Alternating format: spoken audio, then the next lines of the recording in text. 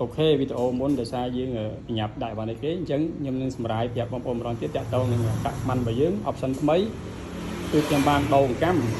ជាប្រភេទអង្កាំដែលល្អជាប្រភេទអង្កាំភ្លឺណាអង្កាំនេះពេលដែលបងប្អូនយកទៅលេងទឹក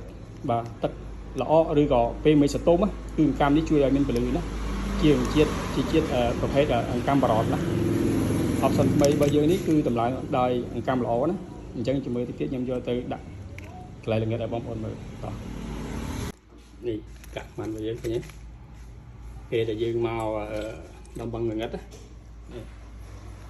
អូឃើញទេគឺអង្កាំយើងភ្លឺបែបហ្នឹងណាគឺអង្កាំយើងភ្លឺបែបហ្នឹងណាពេលដែលយើងលេងតំបន់ល្ងិតបាទអូខេសម្រាប់បងប្អូនបាទគ្រប់ត្រូលបាទផ្លែបបកខ្មៅ 100% របស់ខ្ញុំឃើញអង្កាំភ្លឺស្អាត